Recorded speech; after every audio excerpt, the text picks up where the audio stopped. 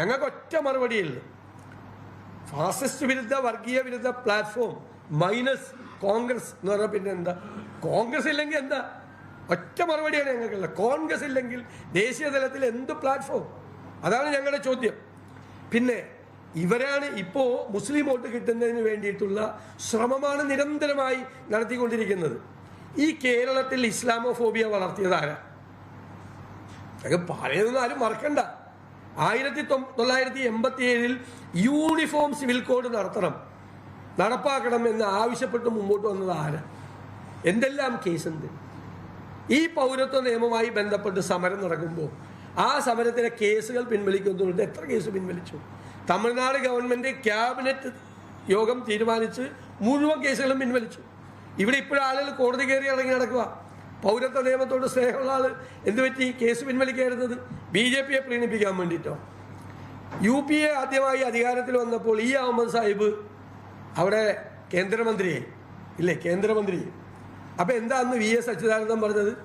മതേതര ഭാരതത്തിൻ്റെ ചങ്കിനേറ്റ കുത്തെന്നാണ് പറഞ്ഞത്. ഇവിടെ വേങ്ങര ഇലക്ഷനിൽ ജയിച്ച ശ്രീ കുഞ്ഞാലിക്കുട്ടി സാഹിബ് വന്നു. അപ്പോൾ അന്നത്തെ മന്ത്രിയായിരുന്ന കടകംപള്ളി സുരേന്ദ്രൻ, പിണറായി വിജയൻ്റെ മന്ത്രിസഭയിലെ മന്ത്രിയായിരുന്ന കടകംപള്ളി സുരേന്ദ്രൻ എന്താ പറഞ്ഞത്? മലപ്പുറത്തിൻ്റേത് വർഗീയ മനസ്സെന്ന് അല്ലേ?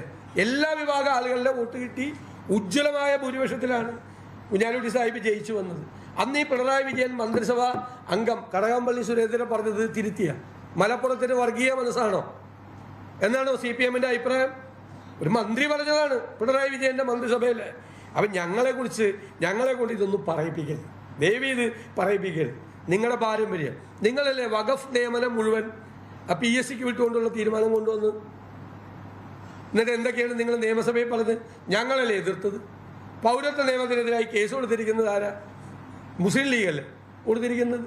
എന്താ ഇവർക്ക് എന്താ ഇതിൻ്റെ അകത്ത് കാര്യം? അപ്പം തെരഞ്ഞെടുപ്പ് അടുത്ത് കഴിഞ്ഞപ്പോൾ BJP ഉണ്ടാക്കുന്നത് പോലെ തന്നെയുള്ള ഒരു വർഗീയ ധ്രുവീകരണം ഉണ്ടാക്കാൻ വേണ്ടിയിട്ട് ഇവർ ശ്രമിക്കുകയാണ്. ഇപ്പോൾ വടകരയിൽ എന്താ ചെയ്തത്? വടകരയിൽ ബോംബ് പൊട്ടി CPMകാരൻ്റെ കൈ പോയി. അവിടുത്തെ CPM സ്ഥാനാർത്ഥി വന്നൊരു നുണ ബോംബ് പൊട്ടിച്ചു, അത് ചീറ്റിപ്പോയി. അപ്പോൾ അവർ പറയാണ് ഞാൻ പറഞ്ഞിട്ടില്ല എന്ന്. ഞങ്ങളുടെ കയ്യിൽ അവർ പോലീസിന് കൊടുത്ത പരാതിയുണ്ട്.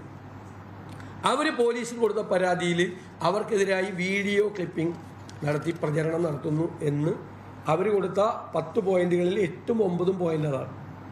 അവർ പോലീസ് സ്റ്റേഷനിൽ കൊടുത്ത പരാതിയുടെ കോപ്പി എൻ്റെ കയ്യിലുണ്ട്.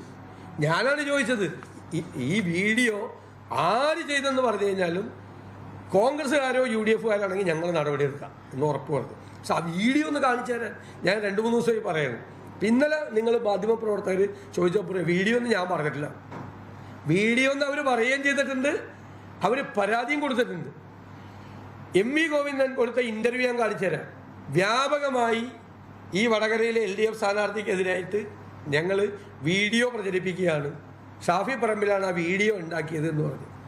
ഞങ്ങൾ നേരിട്ട സൈബർ ആക്രമണം എന്താ? എനിക്കെതിരെ 20 വർഷം മുമ്പ് മരിച്ചുപോയ എൻ്റെ അച്ഛനെക്കുറിച്ച് വരെ എഴുതി. ഇതിന് ശേഷം സൈബർ ആക്രമണം. ഷാഫി പറമ്പിലിൻ്റെ ഉമ്മയെ വരെ ഇതിനകത്തേക്ക് വലിച്ചഴിച്ചു. ഞങ്ങളാണ് സൈബർ ആക്രമണം നേരിട്ടത്. എന്നിട്ട് ഇവർ വന്നിട്ട് ഇപ്പോൾ പറയുക ഞാൻ വീഡിയോ ഒന്നും പറഞ്ഞിട്ടില്ല, ഞാനത് ഗദ്ഗത കണ്ടയായതല്ല, ഞാനത് വികാരപരിതയായതല്ല, പൊടി കയറിയിട്ട് അസുഖം വന്നിട്ടാണ് കരഞ്ഞ പോലെ തോന്നിച്ചതെന്ന്. എന്തൊരു അഭിനയമാണിത്, എന്തൊരു അഭിനയമാണ്! എത്ര പേരാണ് ഇതിൻ്റെ പേരിൽ ചീത്ത കേട്ടത്? ഞാൻ പിണറായി വിജയനോട് പറയുന്നു, നിങ്ങളുടെ സ്ഥാനാർത്ഥി പറഞ്ഞത് നുണയാണ് എന്ന് അവർ തന്നെ പറഞ്ഞിരിക്കുന്നു. വീഡിയോ പ്രചരിപ്പിച്ചു എന്നതിൻ്റെ പേരിൽ നിങ്ങളെടുത്ത മുഴുവൻ കേസുകൾ പിൻവലിക്കാം, മുഴുവൻ കേസുകൾ പിൻവലിക്കാം. പാവപ്പെട്ടവർക്കെതിരെ, നിരപരാധികൾക്കെതിരെ കേസെടുത്തിരിക്കുക. ഞാനൊരു 9 പരാതി കൊടുത്ത് എനിക്കെതിരെ ഒറ്റത്തിനും കേസെടുത്തില്ല. ഇലക്ട്രൽ ബോണ്ടിന് കാശ് വാങ്ങി നരേന്ദ്രമോദി എന്ന് പോസ്റ്റിട്ട പാലോടിയിലൊരു യൂത്ത് കോൺഗ്രസ്സുകാരനെതിരായി കേസെടുത്തു. എന്താ കേസെന്നറിയാം? FIR നരേന്ദ്രമോദിയുടെ സൽപ്പേരിന് കളങ്കം ചാർത്തിയെന്ന്. അതിന് കേസെടുത്ത ഈ പിണറായി വിജയനാണ്.